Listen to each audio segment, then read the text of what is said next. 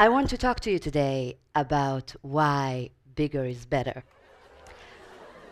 When I was 4 years old, I went outside to play with the kids in the neighborhood. And some older kids, I think they were 6 years old, pointed at me and called me a midget and laughed at me. And I really managed not to weep in the neighborhood, because if you cry in the hood, you might as well move to a different country. And I ran home to my mother and burst in tears and said, "Mommy, Mommy, I'm never playing outside in the neighborhood again. They laugh at me and call me a midget. It's much safer to stay at home and watch MTV." And my mom looked at me and said, "You're now going outside. And I'm locking the door. And you cannot come home until you have at least 2 friends." So I went outside, because you don't mess with the Jewish Russian mother. And she locked the door.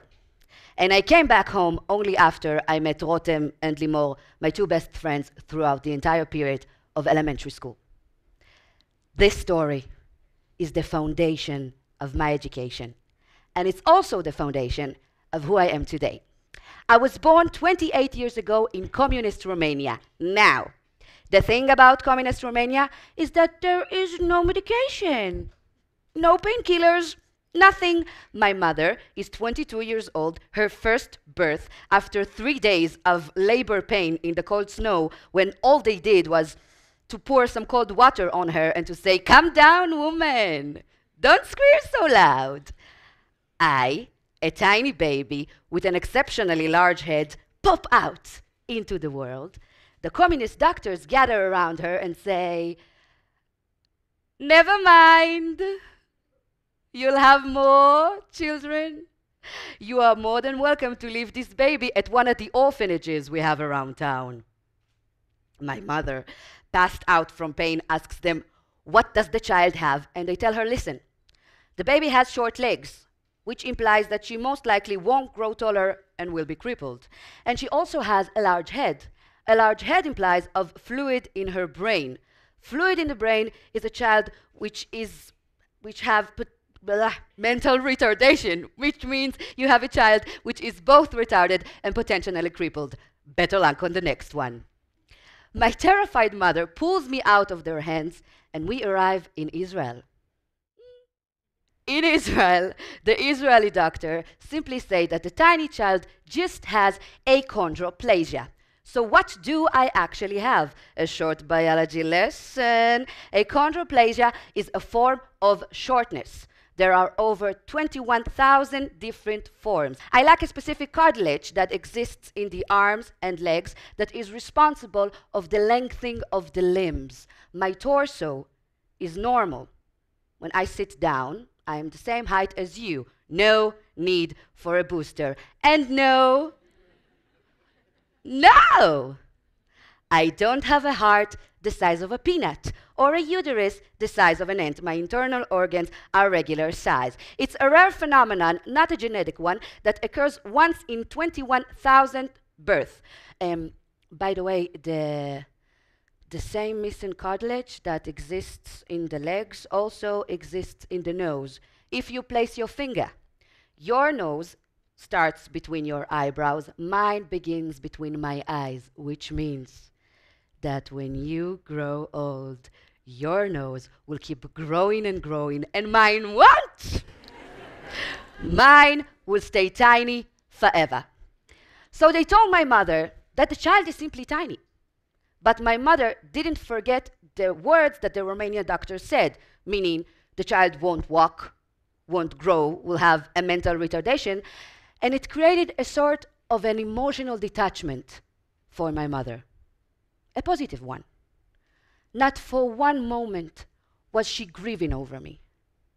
In her eyes, I was the most beautiful, smart, magnificent child that has existed on this planet, and this was said to me all day, every day. The first words I had to learn as a child, a baby, were, "Who is the most beautiful girl in the world?"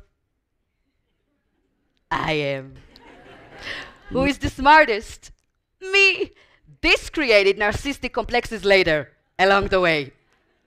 She was so hysterical about the fact they told her I won't walk that she taught me to walk at the age of 8 months. They told her I won't be able to speak. I spoke fluently at the age of 1, Hebrew, Russian, and Romanian. It was like she was insane over it.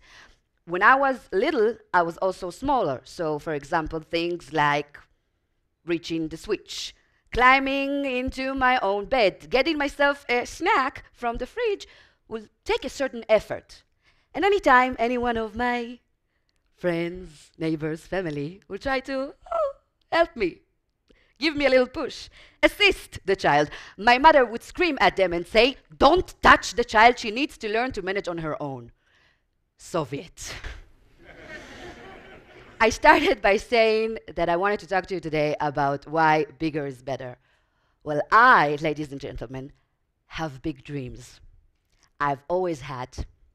The first time I realized what I wanted to be was at the age of 11. We opened the newspaper and found children needed for Oliver Twist, a musical that will be produced in Tel Aviv. I went excited with my mother to the big city of Tel Aviv, and I stood in front of the director and did the first audition in my life.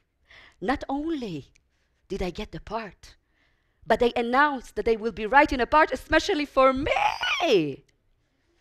This musical made me take 4 trains, 2 cabs, and a bus every day, back and forth, alone to Tel Aviv for 2 years at the age of 11.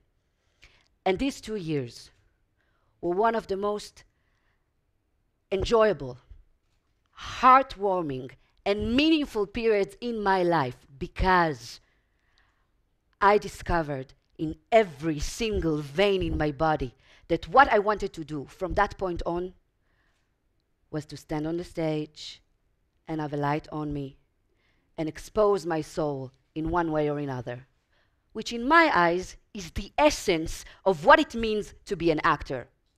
When a girl discovers at such a young age what she wants to do, there are very few things that can divide her from it. Now, with all due respect, you are tiny. An actress, please, where will you act? Oh, how cute, you found a hobby. Great, now invest in school. But I didn't care. I wanted to go big. I wanted to be an actress. And once the light went off on Oliver Twist and the production was over, we, ladies and gentlemen, have entered into puberty. The best part about puberty is that it eventually ends. During puberty, I understood. I was different. I also realized that there will be boys who won't want to love me because of the way I look. So I started having what-if thoughts.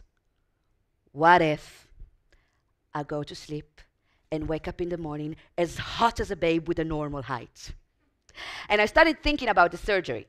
There is a very brutal surgery that exists since the Inquisition days. What do they actually do? Break your arms and legs, break. Add screws made of metal, iron screws, and I would have to lie handicapped for a year because my arms and legs are broken, and I need to turn the screws on myself. Turn, and stretch myself every day by 1 millimeter till at the end of that process, I'd add 8 inches to myself. Now, my lovely dear audience, my height is 48 inches. Another 8 inches are not the sort of thing that will bring peace to the Middle East. And also, what does it mean? What does it mean that a person is willing to break their arms and legs for 8 inches? What are those 8 inches? I don't know. At that time, I thought I was very unfortunate and abnormal. And I remember sitting with my girlfriends. There you are. Hello. My girlfriends who were at a regular height.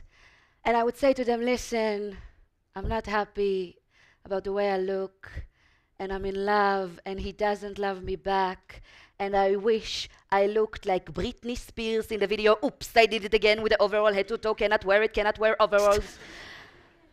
And during these meetings, something interesting happened. My friends, who were at a normal height would say the exact same things. They were also unhappy with the way they looked. They also loved someone, and he didn't always love them back. And they too aspired to look like the conventional female physical images they show us on TV. That's when I realized that the fact that I lack 8 inches in my arms and legs don't make me any more different than anyone else. Everyone carries their own baggage. Some are not happy about their weight, their color, their family. Some have ADHD, some have divorced parents, and some have all of the above. Just because I'm missing 8 inches in my arms and legs doesn't make me any more different than anyone else. This realization, this feeling set me free.